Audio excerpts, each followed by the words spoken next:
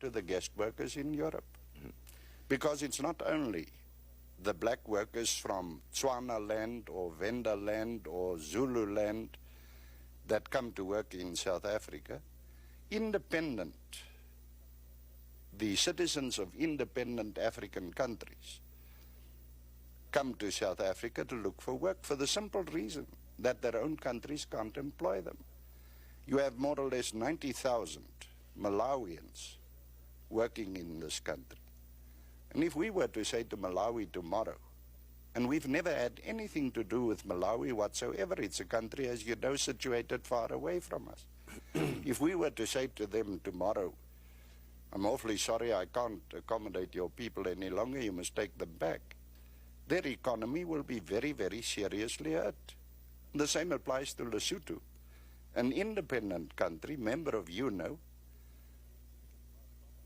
If we were to say to Lesotho, we are sorry, we can't employ their 105,000 people working in this country at the moment, you can well imagine what will happen to the economy of Lesotho.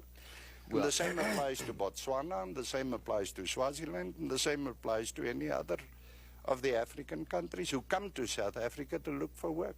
Well, but Mr. Foster, what you are saying is either a commentary on the paradise of South Africa or on the misery of the countries they flee from. No, it's not a question of misery either, or a paradise either for this matter.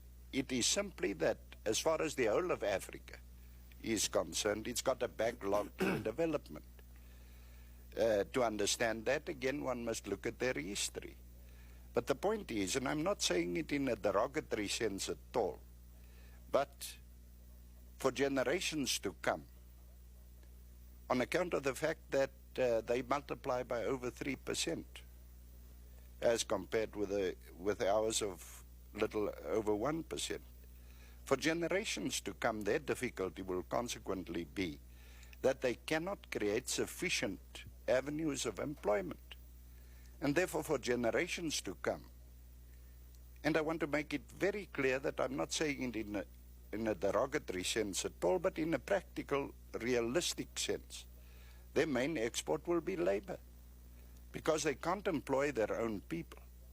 And it so happens that until that time, that they have developed to such an extent that they can employ their own people, they will be forced to look to South Africa and other countries to employ their people whom they cannot employ themselves.